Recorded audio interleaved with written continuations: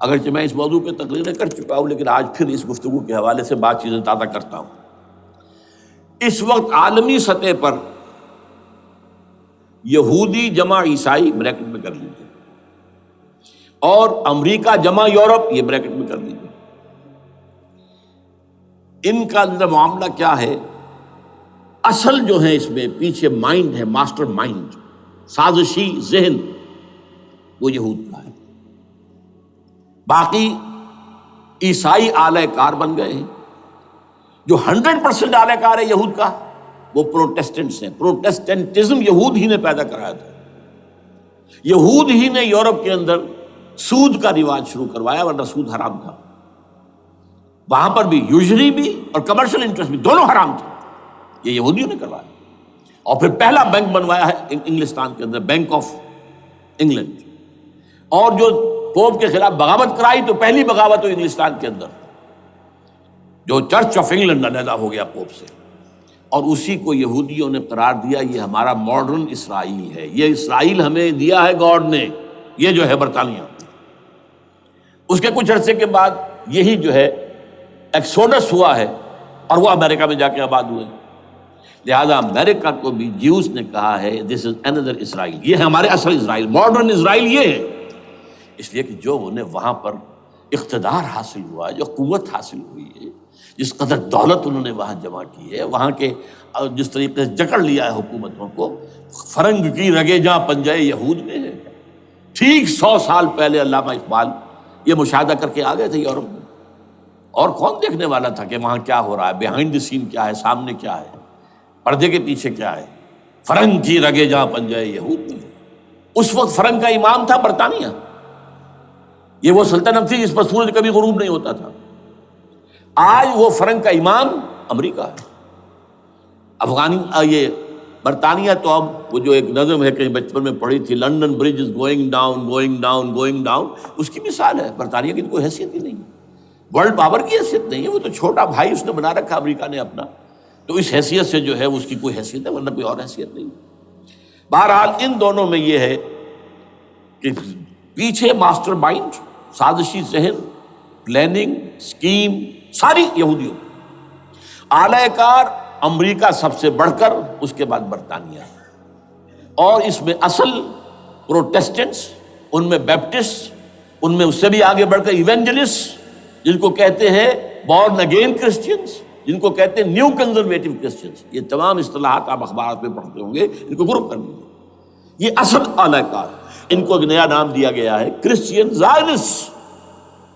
ایک یہودی زائنسٹ ہیں، سارے یہودی زائنسٹ نہیں ہیں، بہت سے یہودی ہیں جو یہ زائنسٹ کے مخالف ہیں۔ چنانچہ میری ہیوسٹن میں ملاقات ہوئی تھی ڈاکٹر وشو گرانٹ، بہت بڑا پروفیسر ایمیریٹس یہودی، لیکن یہ کہ اس نے کہا، بڑے اجتماع میں کہا، ہمارا اجلاس تھا وہاں پر، ہم نے یہ جو ہے بلایا تھا، ایک یہودی، ایک عیسائی اور ایک مسلمان، تینوں جو ہیں وہ تقریریں کریں۔ انہوں نے کہا تھا کہ وی آر ناٹ سپورٹنگ اسرائیل۔ اس نے وہ عیسائی جو آیا ہوا تھا پروفیسر، اس کی طرف، they are supporting Israel, we are not supporting Israel. اسی طرح میری جو ہوئی تھی round table conference, round table, اس میں ایک یہودی پروفیسر تھے، وہ ہسٹری کے پروفیسر، میں نام بھول رہا ہوں ان کا، انہوں نے کہا آئی ایم اینٹی زائنزم، میں زائنزم کے خلاف ہوں۔ تو زائنزم جو ہے اصل میں ایک سیکولر یہودیوں کی تحریک ہے، اور اس کے سب سے بڑے سپورٹرز کرسچین زائنسٹ وہ امریکہ میں بیٹھے ہوئے۔ تو یہ ہے صورتحال۔ یہ جان لیجئے کیتھولکس جو ہیں یہ اتنے پرو یہودی نہیں ہیں، اب رفتہ رفتہ وہ بھی اس کے اندر آ کر شامل ہو گئے۔ یورپ جو ہے زیادہ Catholics, Roman Catholics, Roman Catholics کا یہ بھی آپ نے جملہ پڑھ سنا ہوگا کہ یہ جو ترکی جو ہے ہمارا ملک، یہ جو کوشش کرتا رہتا ہے گھسنے کی یورپین یونین کے اندر، تو ایک دفعہ جان شراق نے کہا تھا، بڑا پیارا جملہ تھا، Why doesn't Turkey understand that we are a Christian club؟ یہ ہماری جو یونین ہے یورپین، یہ تو کرسچین کلب ہے، وہ مسلمان ہے، وہ کس وجہ سے آنا چاہتا ہے اندر، کیوں تو خود داخل ہونا چاہتا ہے؟ Why doesn't Turkey understand that we are a Christian club؟ لیکن یہ ہے رومن کیتھولکس، اور ان کا میں بعد میں آپ کو بتاؤں گا۔ یہی آپ کو معلوم ہے کہ یورپ نے عام طور پر اسرائیل کا اتنا ساتھ نہیں دیا جتنا جو امریکہ دیتا رہا ہے، اور کسی درجے میں ان کے دلوں میں سافٹ کارنر جو ہے عرب فلسطینیوں کے لیے بھی رہا ہے، یہ معاملہ ایران کے بارے میں بھی رہا ہے، جس قدر سٹرانگ ایکشن امریکہ لینا چاہتا ہے یہ جو ہے اس کے ساتھ نہیں ہے۔ یہ دونوں سا فرق ہے، وہ میں اس کا ایک بنیاد بعد میں بتا دوں گا آپ کو۔ بہرحال ان کا ایک جو ایجنڈا ہے وہ دو، سمجھیے کہ دو اس کے نکات ہیں، دو رسیوں کے مانند یہ آپس میں بٹا ہوا ہے۔ پہلا، عالم اسلام کے مادی اور مالیاتی وسائل خصوصاً تیل پر قبضہ،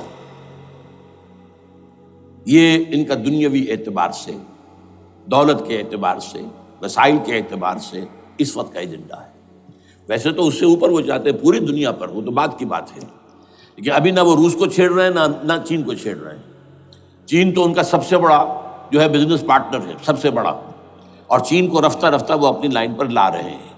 اب تو صرف یہ کہ وہ ایک پارٹی گورنمنٹ وہاں رہ گئی ہے جو کہ کمیونزم کے دور کی یادگار ہے، باقی ان کی جو اکانومی ہے وہ تو آ چکی ہے اسی رخ کے اوپر جو یورپ کی ہے، مغرب کی ہے۔ نمبر دو ایجنڈا کیا ہے؟ دنیا میں کہیں بھی اسلام کے بحیثیت ایک نظام زندگی ظاہر ہونے کا کوئی موقع نہیں دینا۔ We have to nip the evil in the bud at any cost۔ یہ ان کے ایجنڈے کا دوسرا بڑا حصہ، یہ دو ہے انٹرٹوائنڈ، جیسے آپ لڑیوں کو بٹ دے کر رسی بناتے ہیں، ایسے یہ دو لڑیے ہیں۔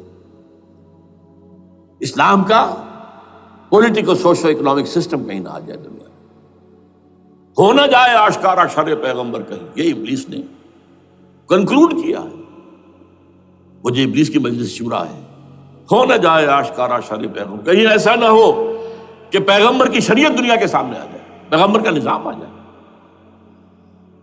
الحذر،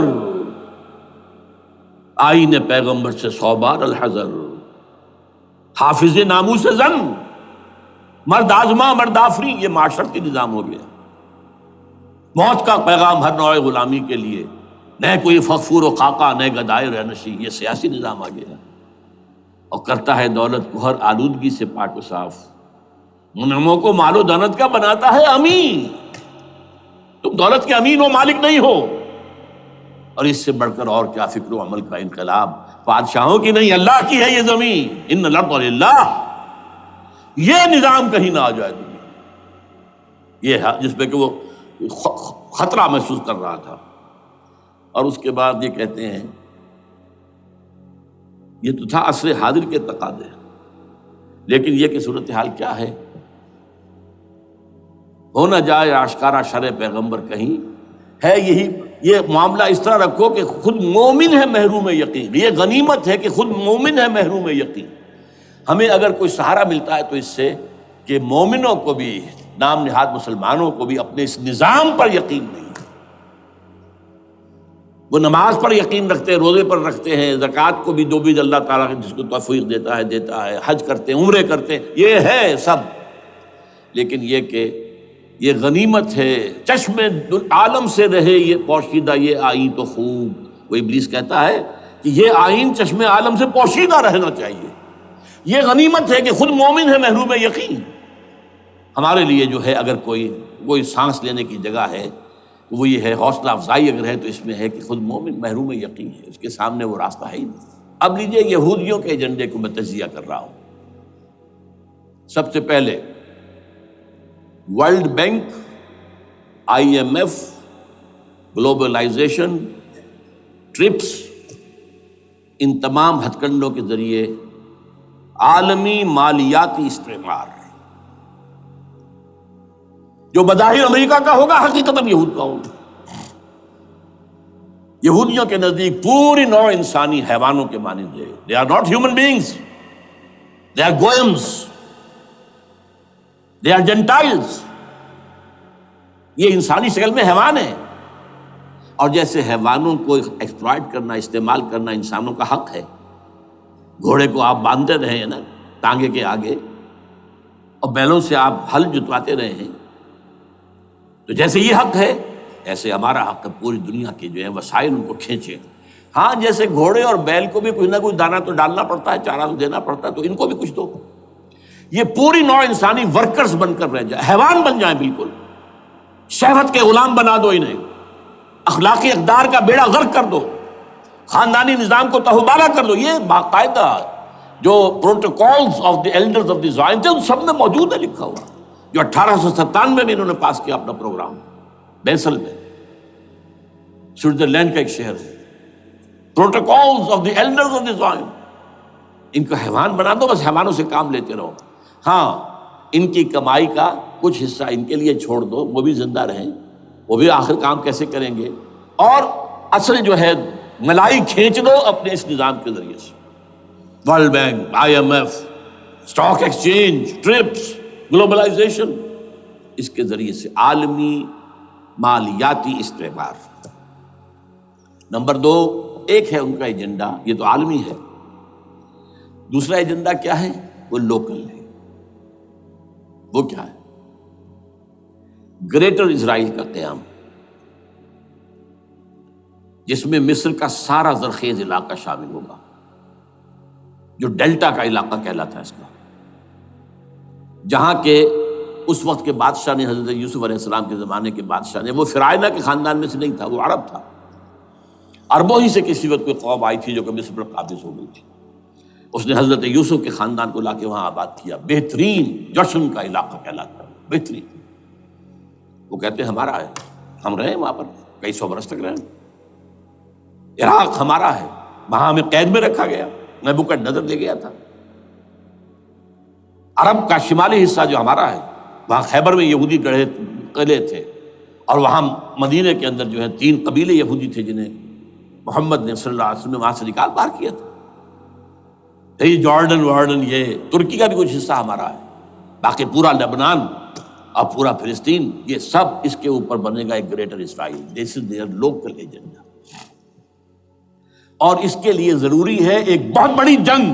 ایسے آسانی سے نہیں ہو جائے گا. آرمگیڈون، جس کو حضور نے فرمایا الملحمۃ العظمیٰ، الملحمۃ الکبریٰ، بہت بڑی جنگ، جس کی خوفناکی اور تباہ ناکی کا اندازہ اس سے کیجئے. حضور فرماتے ہیں کہ اگر ایک باپ کے 100 بیٹے یا ایک دادا کے 100 پوتے ہوں گے تو ان میں سے 99 ختم ہو جائیں گے، ایک بچے گا. اور ایک جگہ فرماتے ہیں اتنی اموات ہوں گی، اتنی لاشیں ہوں گی کہ ایک نفاست پسند پرندہ جو ہے، جو گندگی پہ نہیں اترنا چاہتا. ایک تو ہے یہ کوے، چیلیں، گدھ، وہ تو گندگی ہی کی تلاش میں ہے مردار کھانے کے لیے، وہ تو لاشوں کو نوچ رہے ہوں گے. وہ پرندہ جو ہے نفاست پسند پرندہ، وہ نہیں اتر سکے گا، اڑتا اڑتا چلا جائے گا، لیکن لاشوں کا سلسلہ ختم نہیں ہوگا، یہاں تک کہ تھک ہار کر لاشوں پر گر جائے گا. یہ دور نہیں ہے، اس لیے کہ اس پر متفق ہیں یہودی بھی اور عیسائی. پروٹسٹنٹس، عیسائی اس کے اوپر پوری طرح متفق ہیں. آرمگیڈون، جسے آپ 3rd ورلڈ وار کہہ لیں، الملحمۃ العظمیٰ کہہ لیں، الملحمۃ الکبریٰ کہہ لیں حضور کے الفاظ میں، یہ آئے گی. اس کے نتیجے میں گریٹر اسرائیل بنے گا. نمبر 3، پھر بنے گا 3rd ٹیمپل، جو ٹائٹس نے گرا دیا تھا 70 میں، سن 70 عیسوی، جسے گرے ہوئے کتنا عرصہ ہو گیا؟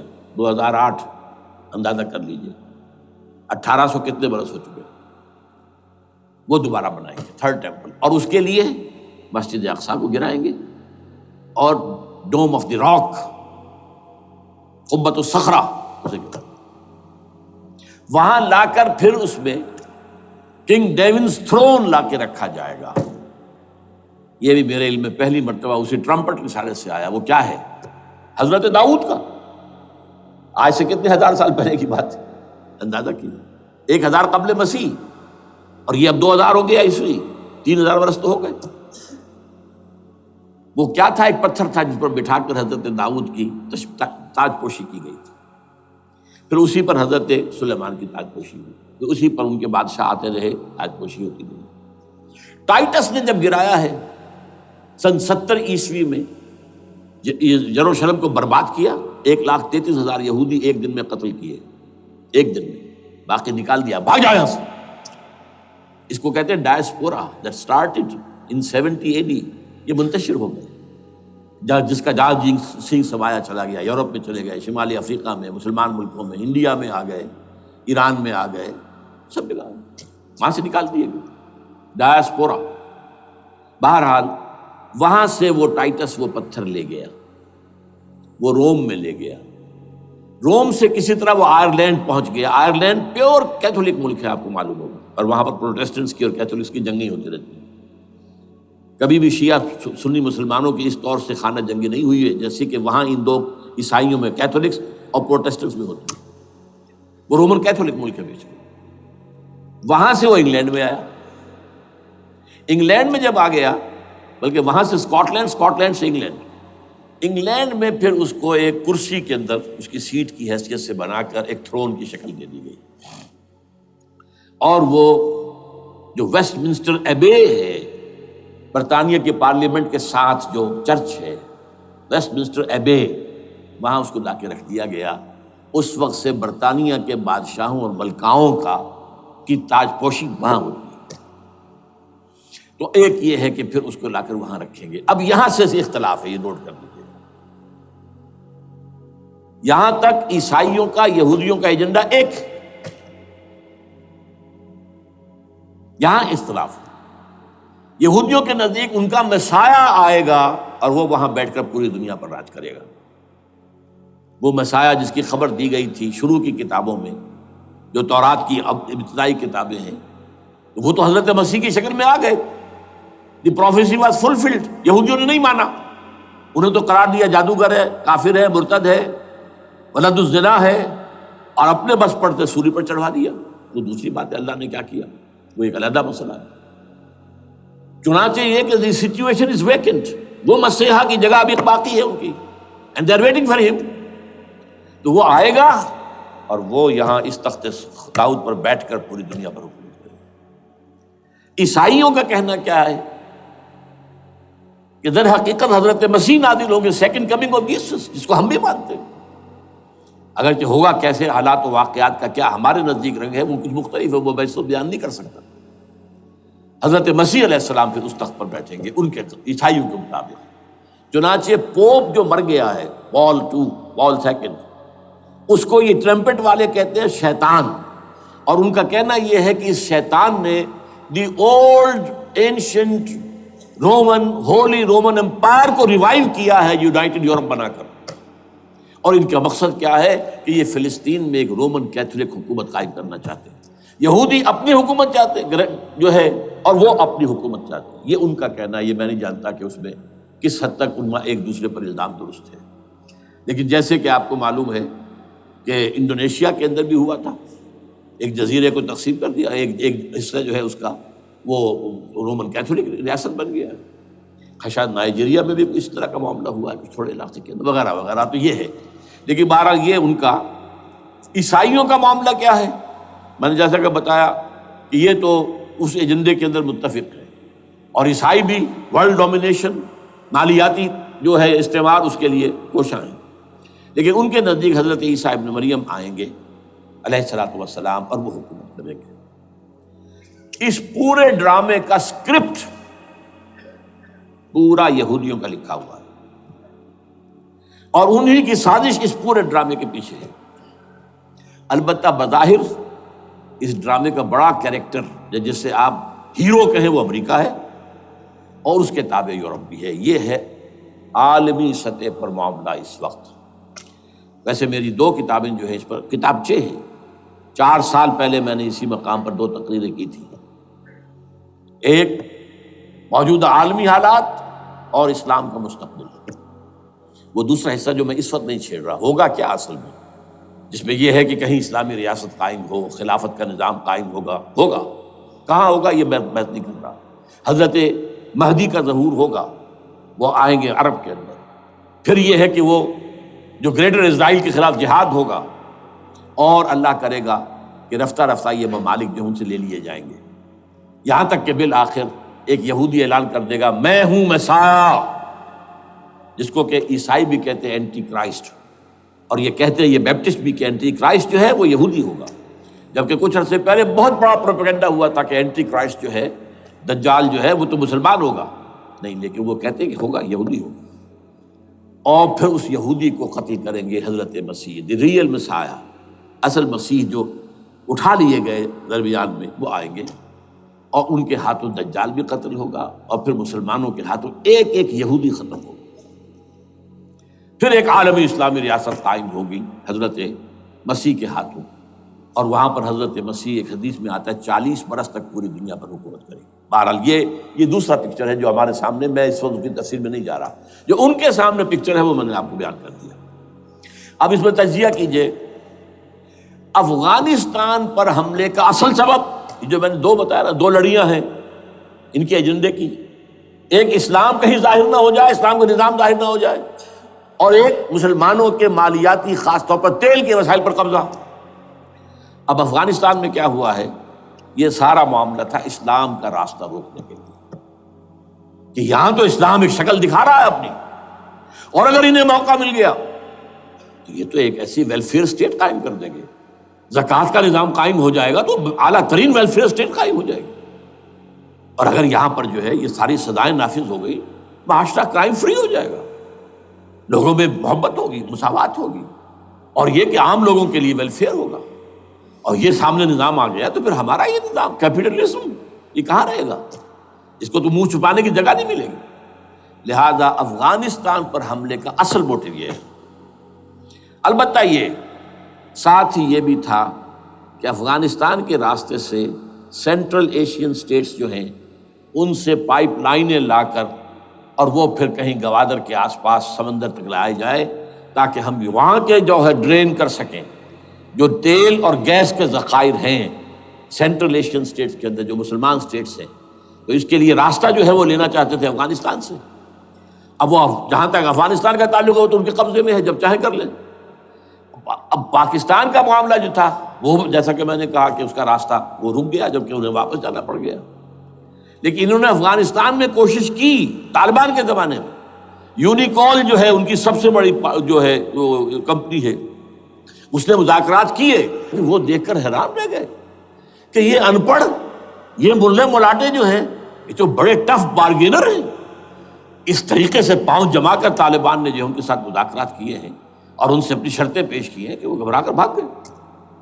یہ صورتحال بھی تھی افغانستان پر قبضہ کرنے میں، لیکن یہ ہے کہ اصل کیا تھا کہ وہ اسلام کی کوئی شکل دنیا کے سامنے نہ آنے پائے، جو ان کا میجر ہے۔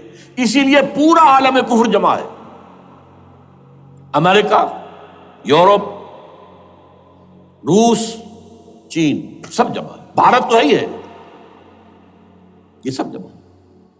آپ نے یاد ہو گیا جب لال مسجد کا حادثہ ہوا ہے اور ہمارا یہ بدبخت اور بدمعاش انسان، اس نے صرف خود جان بوجھ کر اسے بڑھایا، ایک پھنسی کو پھوڑا بنایا، اس میں پھر شگاف دیا اور شاباش لی ہے۔ امریکہ سے شاباش آ گئی، نیٹو سے شاباش آ گئی، رشیا سے شاباش آ گئی، چائنا سے شاباش آ گئی۔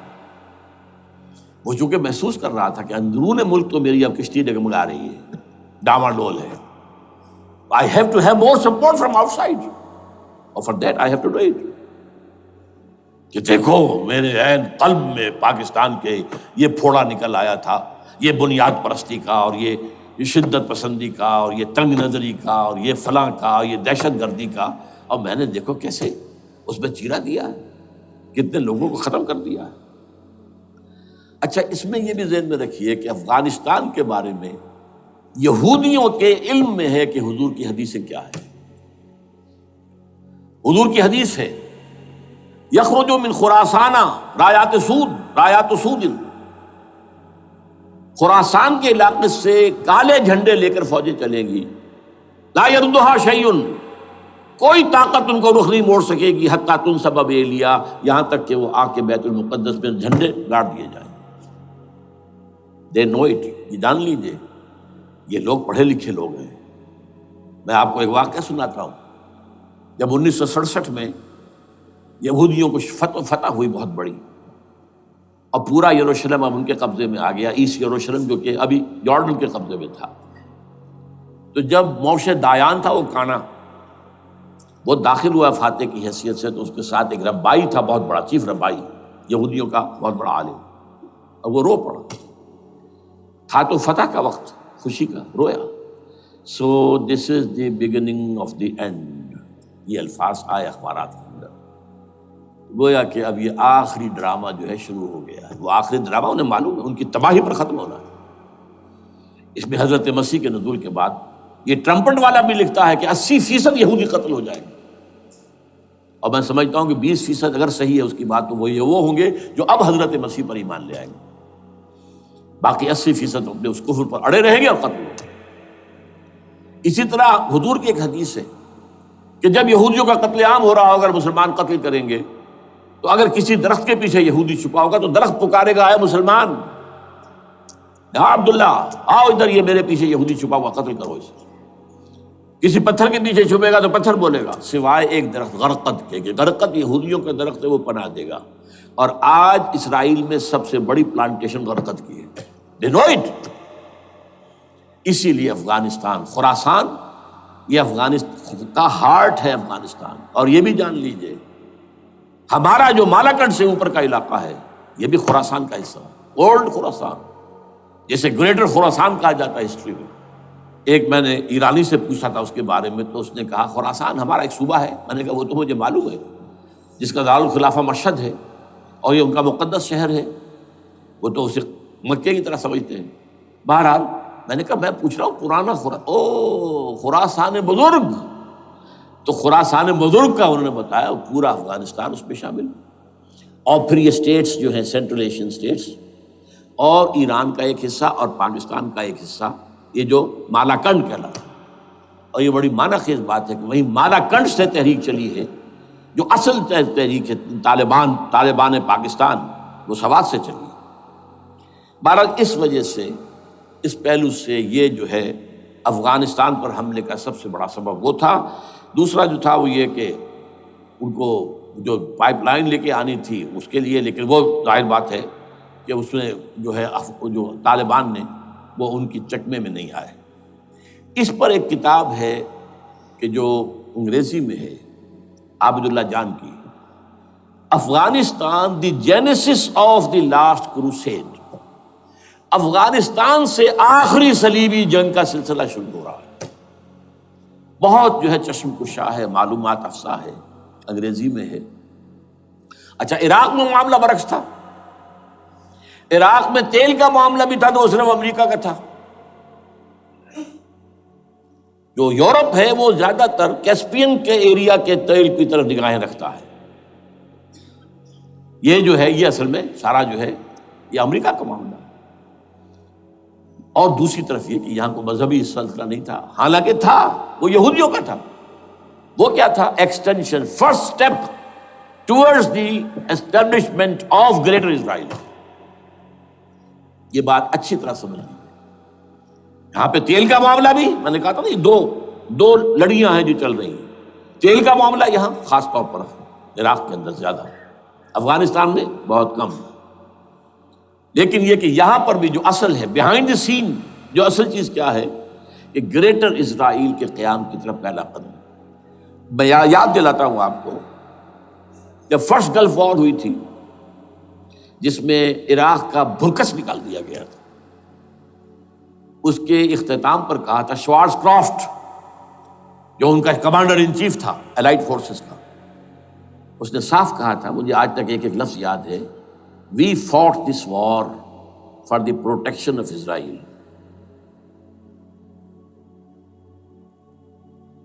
اور اب جو ابھی ہوا معاملہ، جب صدام گرا ہے، اس کا مجسمہ بھی گرا ہے، تو اس کے بعد وہ شخص، وہ بدبخت، وہ خبیث جو ابھی پڑا ہوا کومے میں، شیرون نے کہا تھا ان قریب عراق پر ہماری حکومت ہوگی۔ اور اس سے پہلے تو ہم صرف عراق میں سے یوفریٹس تک کا علاقہ مانگتے تھے، دریائے فرات تک کا۔ اب ہمارا مطالبہ یہ ہے کہ ہم تو در حقیقت دجلہ تک جائیں گے، دجلہ، تاکہ پورا کا پورا جو فرٹائل جو دو آبا ہے دجلہ اور فرات کے درمیان کا بہترین علاقہ، وہ سارا ہمارے پاس۔ اس سے آپ اندازہ کر لیجیے کہ یہ دونوں چیزیں جو ہیں دونوں جگہ موجود ہیں۔ وہاں مذہبی زیادہ ہے افغانستان کا، لہذا یہاں بہت بڑی جو ہے کولیشن بن گئی۔ عراق میں تو وہ کولیشن نہیں بن سکی، یورپ بھی ساتھ نہیں آیا، یورپ بھی ساتھ نہیں آیا، America had to go it alone, اسے کرنا پڑا ہے۔ زیادہ سے زیادہ کوئی ٹوکن، آسٹریلیا کا کوئی ٹوکن معاملہ جو ہے وہ برطانیہ کا کچھ شاید ٹوکن ٹائپ جو ہے وہ یہ کامن ویلتھ پرانی جو ہے چلی آ رہی ہے، اس میں شاید کینیڈا کا، باقی تو کوئی نہیں۔ یہ جو آل ورلڈ کولیشن بنی تھی وہ افغانستان کے خلاف کیوں ہے؟ یہاں سے اسلام کی ریسرجنس کا اندیشہ ہے۔ یخرج من خراسان رایات سود لا یردها شیء حتی تنصب ایلیا۔ حضور کے زمانے میں ایلیا جو ہے وہ کن کے قبضے میں تھا؟ عیسائیوں کے۔ اس کے بعد ہمارے قبضے میں آیا، لیکن پھر کروسیڈرز نے ہم سے لے لیا تھا، اور 88 برس وہ عیسائیوں کے پاس رہا، 1099 عیسوی سے لے کر 1187 تک۔ اب پھر یہود کا قبضہ ہے، پہلے عیسائیوں کا تھا، اب یہود کا۔ اب ان سے لینا واپس، پہلی مرتبہ بھی عرب نہیں لے سکے تھے، کھونے والے عرب تھے، واپس لینے والا کرد تھا، صلاح الدین ایوبی رحمۃ اللہ علیہ۔ اب بھی کھونے والے عرب ہیں، مصر اور شام اور اردن، تینوں کا مقابلہ کیا اس نے، اسرائیل نے، اور قبضہ کیا پورے ویسٹ بینک پر، گولان ہائٹس پر، سینائی پیننسولا پر، اور یہ کھو دیا ہم نے اپنے ہاتھ سے۔ اور اب بھی عربوں میں تو کوئی دم نہیں ہے، کوئی جان نہیں ہے، ان کو عیاشیوں نے، دولت مندی نے بالکل تباہ و برباد اور کھوکھلا کر کے رکھ دیا۔ بہرحال یہ جو چیزیں میں نے آپ کو بتائی ہیں، یہ تو وہ پلانز ہیں جو سب شیاطین جن و انس کے پروگرام ہیں۔ وہ جیسے کہ کبھی کہا تھا خمینی صاحب نے، شیطان بزرگ، دی گریٹسٹ شیطن، امریکہ، اصل میں امریکہ، اور اس کے پیچھے حقیقت میں یہود، سامنے امریکہ، پیچھے یہود۔ بالفعل کیا ہوگا یہ تو پھر اللہ ہی جانتا ہے کیا ہوگا۔ وَمَكَرُوا وَمَكَرَ اللَّهُ، کافر اپنی چالیں چلتے ہیں، اللہ اپنی چال چلتا ہے۔ اور سَنَسْتَدْرِجُهُم مِّنْ حَيْثُ لَا يَعْلَمُونَ وَأُمْلِي لَهُمْ إِنَّ كَيْدِي مَتِينٌ۔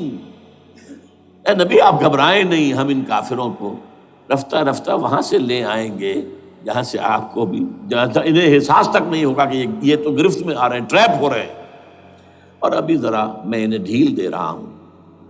میں املی لہم ان کیدی متین، میری چال بہت مضبوط ہے۔ وہ اللہ کیا کرے گا وہ میں نے آپ کو بتایا، جھلک دکھا دی ہے۔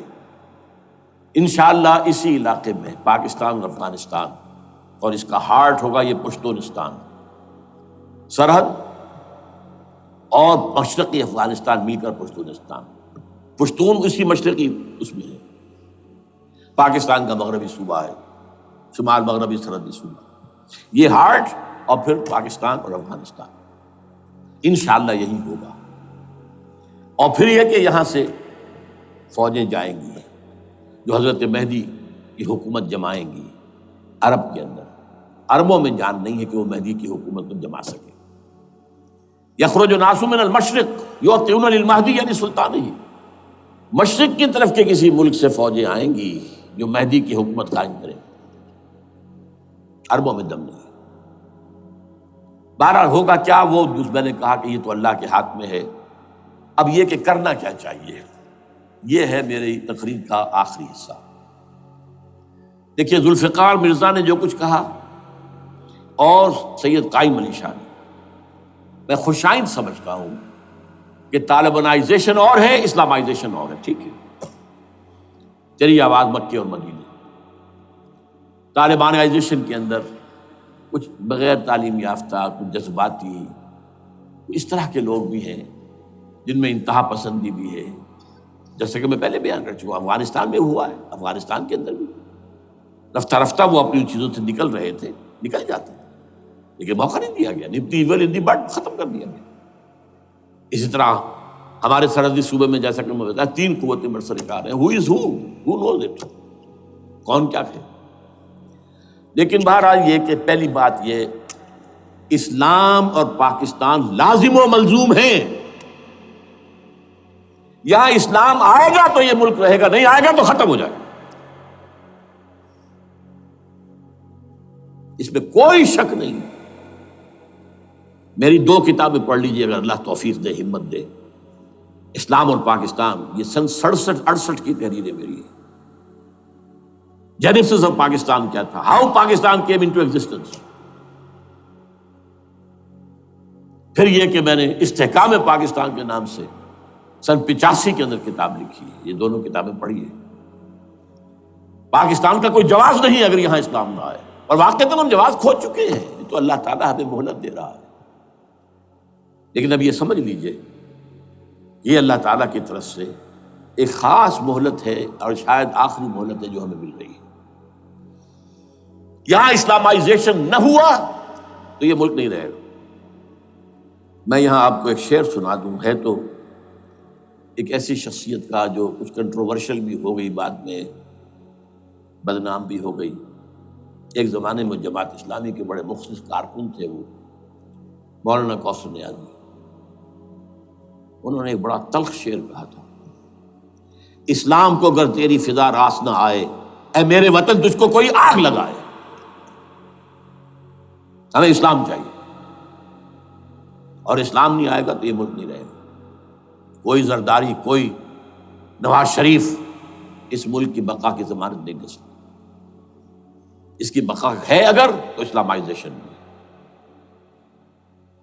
61 سال کی ہماری بے وفائی اللہ کے ساتھ کیے ہوئے وعدے کی، اس کا ایک عذاب ادنا ہم جھیل چکے ہیں۔ 71 یاد کی، سن 71 پاکستان 2 لخت، 93,000 مسلمان پاکستانی بھارت کی قید میں بھیڑوں بکریوں کی طرح ہانک کر لے جائے گئے، ٹرکوں میں بھر بھر کر، جیسے کہ ڈیرہ غازی خان سے بھیڑیں بکریاں آتی ہیں لاہور میں ذبح ہونے کے لیے، کنسنٹریشن کیمپس میں۔ ہمارے ٹائیگر نامی جرنیل نے پیش کیا اپنا ریوالور، کتنے لوگ مارے گئے، کتنا فساد ہوا، مسلمان کے ہاتھوں مسلمانوں کا خون کتنا ہوا۔ یہ اللہ کا ایک خاص عذاب ہوتا ہے۔ میں نے وہ آیت آپ کو سنائی تھی، قل هو القادر على ان يبعث عليكم عذابا من فوقكم او من تحت ارجلكم۔ اے نبی سے کہہ دیجیے اللہ اس پر قدرت رکھتا ہے، جب چاہے تم پر کوئی عذاب اوپر سے بھیج دے، تمہاری زمین کے نیچے سے نکال دے۔ زلزلہ آیا تھا کہ نہیں؟ او یلبسکم شیعا، ایک تیسری شکل بھی ہے، نہ اللہ آسمان کو کوئی تکلیف دے نہ زمین کو، زمین پھٹے گی تو آدمی جائے گا نا اندر، بلکہ تمہیں گروہوں میں تقسیم کر کے، او یلبسکم شیعا فیذیق بعضکم بعض بعض، تو ایک دوسرے کی قوت کا ایک دوسرے کو مزہ چکھائے، تم خود ایک دوسرے کے گلے کاٹو۔ ہمیں کسی اور قوم کو تکلیف دینے کی ضرورت نہیں ہوگی، یہ کام ہمارے ساتھ ہو چکا ہے 1971 میں۔ بہرحال اب اس کے بعد بھی تاخیر تو ہماری جو کی تو ہے، اب ہم اس جگہ پر پہنچ گئے کہ شاید اب عذاب الاکبر آنے والا ہے۔ وہ آیت بھی میں نے شروع میں پڑھی تھی، وَلَنُذِيقَنَّهُم مِّنَ الْعَذَابِ الْأَدْنَىٰ دُونَ الْعَذَابِ الْأَكْبَرِ لَعَلَّهُمْ يَرْجِعُونَ۔ چھوٹا عذاب آیا سن 71 میں پاکستان، بہرحال مغربی پاکستان تو برقرار رہا، اس کا نام بھی پاکستان رہا۔ اب شاید بڑا عذاب آ رہا ہو، بلکنائزیشن جس کے نقشے جو ہیں دنیا میں شائع کیے جا چکے ہیں۔ اور اس اسلامائزیشن کے لیے جو میں کہہ رہا ہوں کہ اس کے بغیر یہاں پاکستان نہیں رہے گا، اس کے لیے اس کی جو دستوری، تدریجی، قانونی، پرامن اگر راستہ اختیار نہ کیا گیا تو ملیٹنسی بڑھے گی، یہ رکنے والی نہیں ہے۔ یہ جو اوپر کا جو علاقہ ہے، ایک ٹرائنگل ہے جس کا نقشہ کھینچا ہے ایک بہت بڑے مصری ادیب اور مورخ نے، شکیب ارسلان ان کا نام تھا۔ انہوں نے کہا ہے کہ یہ پامیر، سطح مرتفع جو ہے پامیر، جسے روف آف دی ورلڈ کہا جاتا ہے، اس سے پہاڑوں کے سلسلے نکلتے ہیں، کوئی چین کی طرف چلا گیا، کوئی تبت کی طرف چلا گیا، جو قراقرم ادھر آ گیا پاکستان کی طرف، ہمالیہ آ گیا پاکستان انڈیا کی طرف، ادھر ہندو کش چلا گیا افغانستان میں۔ یہ سب جیسے کہ ایک جو پہیا ہوتا ہے اس کے جو لگے ہوتے ہیں اسپوکس جنہیں کہتے ہیں۔ اس نے کہا کہ ایک طرف ہمالیہ اور ایک طرف ہندو کش، اس کے درمیان میں جو قوم رہتی ہے، اب نوٹ کر لیجیے، یہ ہمالیہ کا اینڈ جو ہے مغربی، وہ کیا ہے، یہ نتیا گلی وغیرہ اسی کا حصہ ہے، اس کے بعد ختم، دریائے سندھ بہ رہا ہے، لیکن اوپر جا کر وہ ٹرن دیتا ہے رائٹ کو، تو پھر اب وہ قراقرم اور ہمالیہ کے درمیان جاتا ہے۔ یہاں تک کہ انڈیا سے جو اس کا داخلے کا راستہ آ جاتا ہے۔ لیکن یہ جو ہے یہ درمیانی راستہ، یہ اصل میں ہندو کش ادھر اور ہمالیہ ادھر، اس کے درمیان جو قوم آباد ہے، اور اس ٹرائنگل کا بیس ہے مالاکنڈ کا پہاڑ، مالاکنڈ، ہمالیہ، ہندو کش۔ اس ٹرائنگل میں جو قوم آباد ہے، شکیب ارسلان کہتا ہے اگر پوری دنیا میں اسلام کی نبضیں ڈوب جائیں تب بھی یہاں کے لوگوں میں اسلام کی نبض چلتی رہے گی۔ یہ وہ علاقہ ہے جہاں سے پاکستان کے طالبان کا آغاز ہوا، جہاں سے پرامن تحریک چلی تھی، اس کا راستہ روک دیا گیا۔ اب وہ شدت پسندی پر آ گئے، اور یہ شدت پسندی بڑھے گی اگر آپ نے تشدد سے روکا، اگر امریکہ کے چمچے بنے رہے، اگر امریکی ایجنڈے ہی کو پورا کرتے رہے اور اپنے لوگوں کو مارتے رہے، تو جواب میں گرگ چراغ حقیقت کو گل کیا تم نے تو موج دودھ سے صد آفتاب ابھریں گے۔ یہ اب جو آ رہے ہیں، کہاں سے آ رہے ہیں آپ کے یہ خودکش حملہ آور؟ یہ وہی ان لوگوں کے رشتہ دار ہیں نا جو امریکی بمبارڈمنٹ میں مارے گئے ہیں۔ کتنے ہیں جن کے بچے ختم ہو گئے، بیٹے مر گئے۔ یہ جو ہمارے ہاں ایک کمانڈوز کے کیمپ کے اوپر جو حملہ ہوا تھا اور خودکش بمبار، جس سے کہ شاید 18-19 بہترین آپ کے کمانڈوز ختم ہوئے تھے، وہ کون تھا؟ وہ خود کمانڈو تھا، اندر کوئی اور تو جا ہی نہیں سکتا تھا، یہ کمانڈوز کا کیمپ تھا، اور اس کے میس میں لوگ کوئی جا سکے؟ وہ خود کمانڈو تھا۔ اس کی بیٹی لال مسجد کے اندر جلی تھی۔ اب آپ اندازہ کیجئے کہ اس کے دل میں جو کھول رہا تھا اس کا جذبہ، اس نے اس کو ٹھنڈا کیا خود جان دے کر۔ تو یہ جان لیجیے، ادھر باجوڑ میں حملہ ہوا تھا، ادھر جو ہے ہماری ملٹری پریڈ کے اوپر حملہ ہو گیا۔ تو یہ بات رکے گی نہیں، اور یہ ظاہر بات ہے کہ اب شمال سے لے کر نیچے تک کی بات ہے۔ وہاں پر بھی میں نے شروع بھی کہا تھا یہ خطرہ حقیقی ہے، غیر حقیقی نہیں ہے، وہمی اور خیالی نہیں ہے۔ اس لیے کہ اب جو اس علاقے سے جا رہے ہیں ہجرت کر کے کراچی، وہی ان کی جگہ ہے، وہیں پر ان کے رشتہ دار ہیں، محسود ہیں، وزیری فلاں ہیں، یہ ہیں، وہ ہیں، وہاں وہ جا رہے ہیں۔ اور وہاں پر بھی ظاہر بات ہے کہ جو کچھ ہو رہا ہے افغانستان میں اور جو کچھ ہو رہا ہے شمال سرحدی صوبے میں، اس کا ایک تسلسل ہوگا۔ میں یہاں یہ عرض کر دوں آپ سے کہ تقریباً 4 سال قبل، بلکہ 4.5 سال، میں انتہائی مایوسی کو پہنچ چکا تھا کہ پاکستان کا وجود باقی نہیں رہے گا۔ میں نے یہی تقریر کی ہے 29 فروری سن 2004 کو، اسی جگہ۔ پاکستان جواز کھو چکا، یہ اسلام کے نام پر تھا۔ ویئر از اسلام؟ جو اسلام یہاں وہ تو بھارت میں بھی ہے، وہ تو امریکہ میں بھی ہے۔ وہ کہاں ہے اسلام کا سیاسی نظام، اسلام کا تعزیراتی نظام، اسلام کا کرمنل لا، اسلام کا سول لا، اسلام کے فیملی لاز کہاں بنائے تھے اس شخص نے جو فیلڈ مارشل بنا تھا، خود ساختہ، جو اس نے قوانین بنائے تھے؟ تمام علماء نے کہا تھا، تمام مکتبہ فکر کہ غلط ہے، تحریک کوئی نہیں اٹھائی، یہ ان کی غلطی تھی، کوتاہی تھی۔ جمہوریت کی تحریک میں شامل ہو گئے، اس پر کوئی تحریک نہیں چلائی۔ بہرحال وہ نظام کہاں ہے؟ وہ نظام تو قائم نہیں کیا۔ اس حوالے سے یہ اپنا جواز کھو چکا ہے۔ There's no rationale، raison d'être جسے کہتے ہیں فرینچ کے اندر، raison d'être، کسی چیز کی ریزن، rationale آف ایگزسٹنس۔ اس کے بعد یہ ہے کہ پچھلے سال سے کچھ مایوسی میں کمی ہوئی۔ Number 1، chief justice of Pakistan Iftikhar Muhammad Chaudhry کے اندر ہمت اللہ نے دی، وہ کھڑا ہو گیا۔ جرنیلوں کے جم گھٹے کے اندر ایک سویلین آدمی جو ہے جس درجے کا مرعوب ہو سکتا ہے، آپ اس کا اندازہ کر لیجیے۔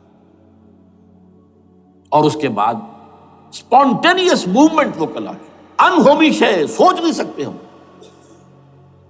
یہ موومنٹ جو ہے یہ کوئی اسٹریٹ ارچنز کی چلائی ہوئی نہیں ہے، یہ ہمارے ہاں کے گاموں ماجوں کی نہیں ہے، بلکہ یہ تو پڑھے لکھے لوگ، وکیل، کالے کوٹ، کالی ٹائیاں، پینٹ، یہ جو سختیاں جھیلی ہیں انہوں نے، ابھی تک وہ تحریک چل رہی ہے۔ اگر اس سے ظاہر بات ہے وقت گزرنے کے ساتھ ساتھ اس کی وہ تیزی اور تندی میں تو کمی آئی، اور حکومت کو موقع ملا ان کے اندر کوئی رفت پیدا کرنے کا بھی۔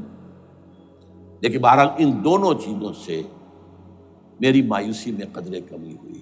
اب دوسری بات وہ تھی 18 فروری کے الیکشن کا پرامن طور پر منعقد ہو جانا۔ میں یہ سمجھتا تھا کہ جو اس کے اندر دخل اندازی ہے، ریگنگ ہو گئی ہوگی، کیسے ممکن ہے پاکستان میں الیکشن ہو اور ریگنگ نہ ہو؟ پھر تحریک چلے ہی چلے، کیونکہ تحریک تو چل رہی ہے پہلے سے، صرف اس کے اوپر تیل اور ڈالنا ہے نا، اور پھر بدامنی ہوئی ہو، اور پھر دونوں طرف گدھ بیٹھے ہوئے ہیں، the NATO forces in the west, Indian forces on the east, they will march into Pakistan، اور پاکستان کے ایٹمی دانت توڑ کر Pakistan will be put at the mercy of India، Bharat. Now do whatever you like۔ Condoleezza Rice کا میں آپ کو بیان سنا چکا ہوں، پاکستان کے مستقبل کا فیصلہ امریکہ اور بھارت بھی کرتا۔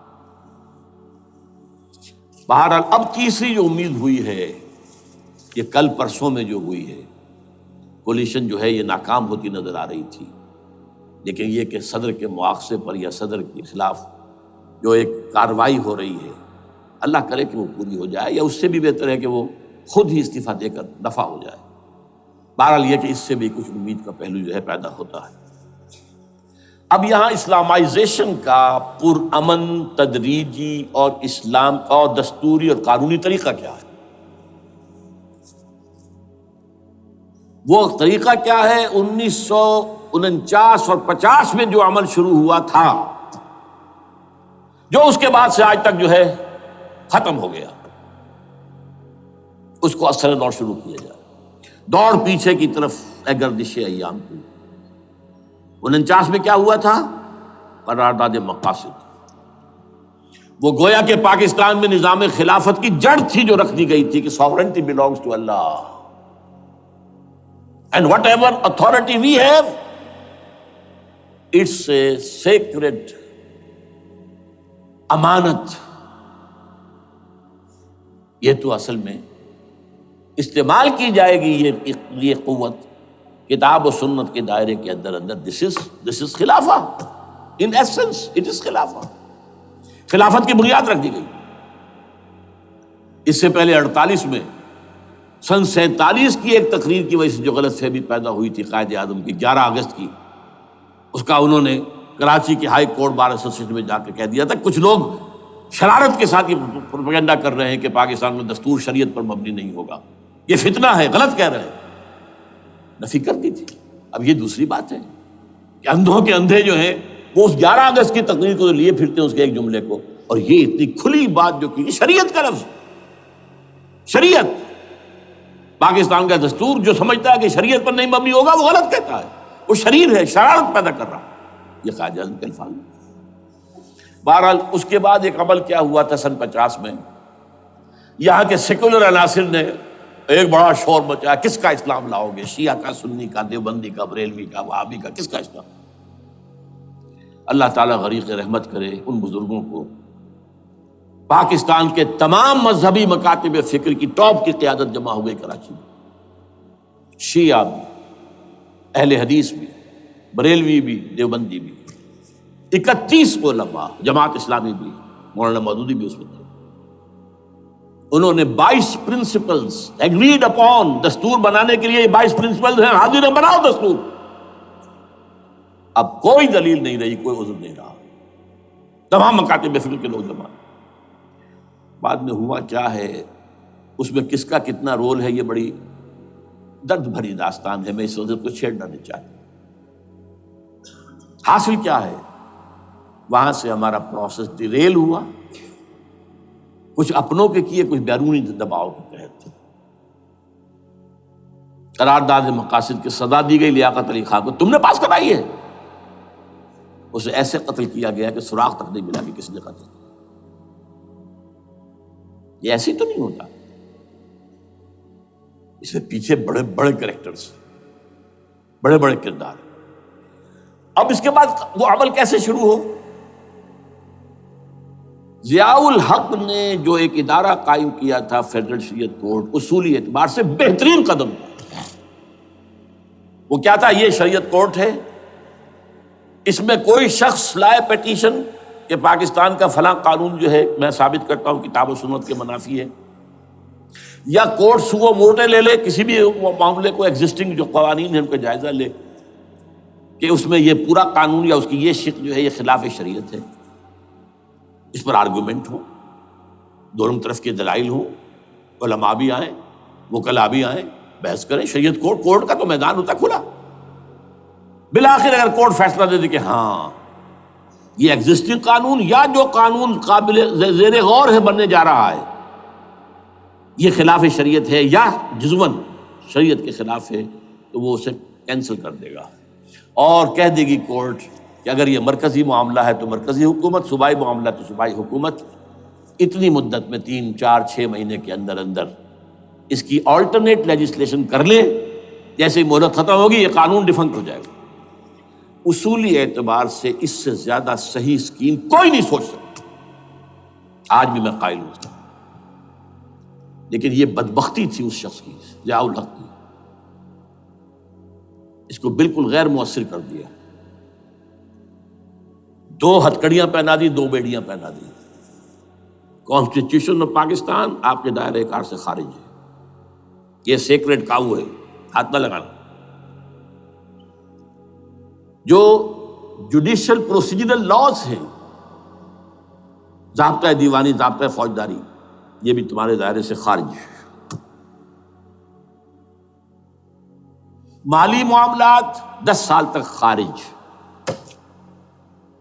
اور فیملی لاز مستقل خارج۔ انا للہ و انا الیہ راجعون۔ اب کرنے کا کام کیا ہے؟ نمبر 1، فیڈرل شریعت کورٹ کے دائرے پر جو تحدیدات ہیں، لیمیٹیشن ختم کی جائیں یکسر۔ نمبر 2، اس کا سٹیٹس کم سے کم ہائی کورٹ کے درجے کا ہونا چاہیے۔ نمبر 3، اس میں جید علماء کو لا کر بٹھایا جائے، ان کی میجورٹی ہونی چاہیے، وکلاء بھی ہوں، جدید تعلیم کے جدید قانون کے جاننے والے، لیکن علماء بھی ہوں۔ اگر آپ جید علماء کو لے آئیں گے تو پھر وہ جو عام مولوی ہے بیچارہ، وہ جو پوری طرح نیم خواندہ ہے یا نیم تعلیم یافتہ ہے، یا ہمارا عام آدمی ہے جو طالبان کے انداز کے اندر وہ شدت پسندی پر آ گیا ہے، اسے یہ اندازہ نہیں ہے کہ دین میں اہمیت کس شے کی اول ہے، پھر دوسری کون سی، ثانوی شے کون سی ہے۔ اب اس کے بجائے علماء، جدید علماء، تمام جو ہے مسالک کے علماء اس میں شامل کیے جائیں۔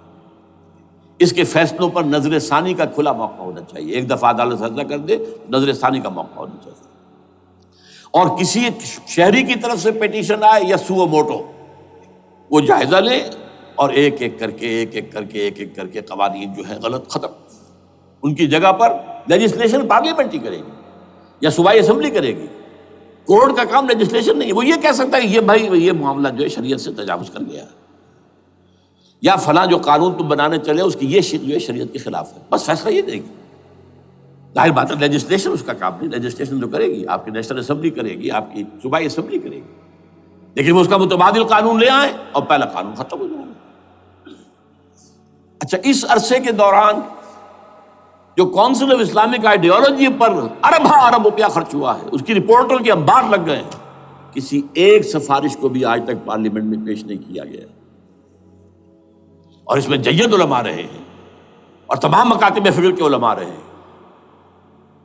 ان کی رپورٹوں کو رفتہ رفتہ پارلیمنٹ کے سامنے لایا جائے اور ان کے ذریعے سے نئی قانون سازی کی جائے۔ اگر آپ یہ قانونی دستوری راستہ کھول دیں گے اور تجدیداً اس طریقے سے Islamisation of laws of Pakistan ہو جائے تو ظاہر بات ہے کہ پھر جو دہشت گرد ہیں، دہشت پسند ہیں، جن کو آپ خطرہ کہہ رہے ہیں، خطرہ، طالبان آنند، طالبان آ گئے، طالبان آ رہے ہیں، اب ڈرو اور بچو اور مقابلے کی تیاری کرو اور اسلحہ تیار کرو، اگر یہ کام کریں گے تو پھر ظاہر بات ہے کہ وہ تو فساد ہوگا، اور فساد کا نتیجہ کیا نکلے وہ اللہ ہی بہتر جانتا ہے۔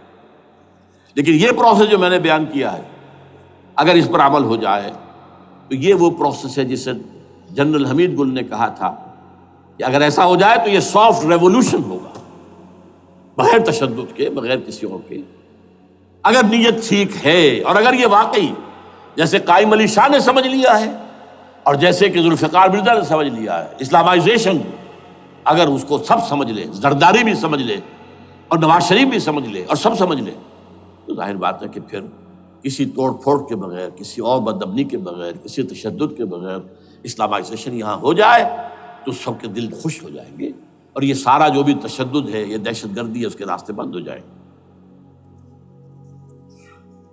اگر ایسا نہیں کرتے تو غیر تعلیم یافتہ یا نیم تعلیم یافتہ، جن کو کوئی پورا تصور نہیں ہے، نہ دنیا کے حالات کا علم ہے، نہ شریعت کے جو اصل مصادر اور منابع ہیں، اصل سورسز، ان تک رسائی ہے، بس کچھ چیزیں سن رکھی ہیں۔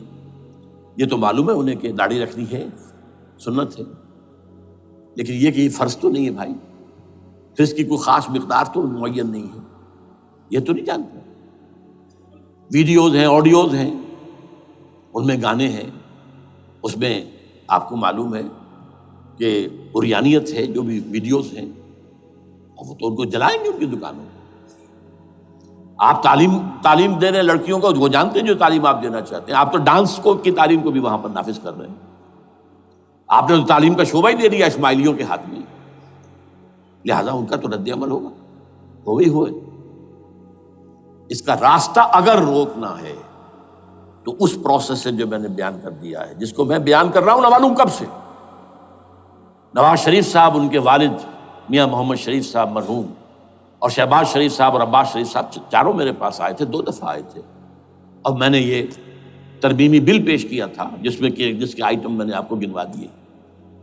بہرحال نہیں کیا کچھ انہوں نے، لیکن یہ کہ اگر یہ نہیں کریں گے تو یہ کہ دوسری طرف یہ سمجھ لیجئے اس وقت پاکستان کے دینی مدرسوں میں شدید تحریک چل رہی ہے۔ لال مسجد یہ ایک سمبل بن چکا ہے، یہ ایک علامت ہے، اور یہ ملیٹنسی کی طرف بہت بڑی تعداد میں، خاص طور پر جو طالب علم ہیں عربی مدارس کے، طالبان کی سورس یہی تو ہے نا، یہی تھے جن سے کہ افغانستان میں طالبان ابھرے تھے اور یہیں سے پاکستان کو ابھر رہے ہیں۔ ان کے اندر شدید لہر ہے، اور کوئی بہت بڑا فساد ہو گیا اگر خدا نہ خواستہ تو that will be the end of Pakistan. اس سے بچنا ہے تو وہ راستہ اختیار کریں جو میں نے بیان کر دیا ہے، جو میں سال سے بیان کر رہا ہوں۔ دستور کا ترمیمی بل بنا کر دیا ہے، اسے عام بھی کیا ہے۔ البتہ اس عرصے میں ظاہر بات ہے کہ ہم کیا کریں گے، ہمارا کوئی پروگرام کسی ملیٹنسی کی طرف جانے کا نہیں ہے، ہم اسے مفید نہیں سمجھتے بلکہ مضر سمجھتے ہیں۔ یہ کاؤنٹر پروڈکٹیو ہے۔ ہمارے سامنے پروگرام کیا ہے؟ سے نکاتی پروگرام، بڑے پیمانے پر دعوت ایمان بذریعہ قرآن، نمبر 1۔ میری تمام سرگزشت کھوئے ہوئوں کو جستجو، میری سرگزشت جو ہے 50 سال سے اسی میں ہے، قرآن کا پڑھنا، پڑھانا، سیکھنا، سکھانا، عام کرنا، اور الحمدللہ ایک بڑی ٹیم تیار کر دی ہے میں نے اللہ کے فضل سے، جو یہ کام کر رہی ہے۔ دعوت ایمان بذریعہ قرآن، اور جو ایمان واقعتاً لے آئیں، جس کا ثبوت ہوگا شریعت پر عمل، جس چیز پر عمل کیا جا سکتا اور نہیں کرتے تو آپ مجرم۔ ہاں ظاہر بات ہے اس سے ایک حصہ ایسا ہے جس پر آپ عمل نہیں کر سکتے جب تک کہ نظام نہ بدل جائے۔ چور کا ہاتھ میں نہیں کاٹ سکتا، آپ نہیں کاٹ سکتے، لیکن جتنے پر عمل ممکن ہے اس پر عمل۔ ایسے لوگوں کو آرگنائز کیا جائے، بیعت کا نظام، مسنون نظام، قرآن میں معصور، مسنون، منصوص، یہ سارا نظام اس کی بنیاد۔ ایک آدمی کا، وہ آدمی کہے کہ بڑھو تو بڑھو، وہ کہے کہ رک جاؤ تو رک جاؤ۔ نمبر 3، ان لوگوں کا تزکیہ، اور میں بتا چکا ہوں تزکیہ اور تربیت۔ تزکیہ کس بات کی؟ کوئی امنگ، کوئی ولولہ، کوئی مقصد، کوئی تمنا دل میں نہ رہے سوائے اللہ کی رضا کی۔ حکومت مطلوب نہ ہو، اقتدار مطلوب نہ ہو، مال و دولت مطلوب نہ ہو، اللہ کی رضا اور آخرت کی فلاح۔ ہر تمنا دل سے رخصت ہو گئی، حضرت مجذوب کا مصرع۔ اب تو آجا، اب تو خلوت ہو گئی، اے اللہ تو آجا میرے دل میں، میرے دل سے ہر تمنا نکل چکی ہے، خلوت ہے۔ اور تربیت کس کی؟ کہ تیاری ہو جائے اس بات کی کہ تن من دھن سب لگا دیں گے، جان بھی دے دیں گے جب موقع آئے۔ چوتھا کیا؟ کہ جب تک یہ تعداد کافی نہ ہو، یہ نہیں ہے کہ 150 آدمی لے کر کسی ایک جگہ پر کسی لال مسجد کو ہم مرکز بنا کر بیٹھ جائیں، نعرہ لگا دیں، بول گیر جماعت، اور وہ بھی معتدل تعداد پہ، وہ جب تک نہیں ہوتی تو ہم یہی 3 کام کریں گے، یہی 3 کام کریں گے: دعوت ایمان بذریعہ قرآن، تنظیم بذریعہ بیعت، مسنون بیعت، تزکیہ اور تربیت کرتے رہیں گے. بانشہ درویشی در ساز دمادم زن، دمادم زن، دمادم، یہی کام کرتے رہو، کرتے رہو، کرتے رہو. نو ملیٹنسی، نو الیکشنز. لیکن جب تعداد کافی ہو گئی تو ایک منظم اور پرامن مطالباتی اور احتجاجی تحریک، توڑ پھوڑ نہیں، گھراؤ جلاؤ نہیں، جیسے گاندھی نے شروع کی تھی، نمک بناؤ تحریک، سول ڈس اوبیڈینس. لیکن کسی نے کوئی توڑ پھوڑ نہیں کی تھی. اپنے سر ان کے پھوٹے ہیں بڑے سے بڑے لیڈروں کے، مولانا ابوالکلام آزاد اور پنڈت جواہر لال نہرو کے سر پھٹے ہیں. ہزارہ لوگ جیلوں میں گئے ہیں، انہوں نے کسی کو کچھ نہیں کہا. کسی کا نقشہ ایرانیوں نے دکھایا، 20,000 سے لے کر 30,000 تک جانیں دے دی، ہتھیار نہیں اٹھائے. اس لیے کہ ہتھیار بھی استعمال کرو گے تو اوپر جو حکومتیں ہیں ان کے پاس تو بے تحاشا فوج ہے، ان کے پاس ٹینک ہے، ان کے پاس ہوائی جہاز ہیں، ہیلی کاپٹرز ہیں، گن سے ہیلی کاپٹرز ہیں. کیا کیا نہیں ہے؟ پرامن منظم مطالباتی اور احتجاجی تحریک. اللہ کرے کہ ہمیں اس کے لیے جو مہلت درکار ہے وہ مل جائے. ہمیں معلوم نہیں کہ کہیں وہ مہلت ختم ہی نہ ہو رہی ہو. لیکن اگر ہم آخری سانس تک اس کام میں لگے رہیں گے تو انشاءاللہ اللہ تعالیٰ کے ہاں ہم معذور قرار پائیں گے. اللہ تعالیٰ جو ہے ہمیں درگزر ہم سے فرمائے گا کہ جو کچھ میں کر سکتا تھا اللہ میں کرتا رہا، آخری دم تک کرتا رہا. اگر یہ ہے تو اپنی تو کامیابی ہے، باقی کیا ہوتا ہے ملک کا میں کچھ نہیں کہہ سکتا، اللہ بہتر جانتا. اقول قولی ھذا واستغفر اللہ لی ولکم ولسائر المسلمین والمسلمات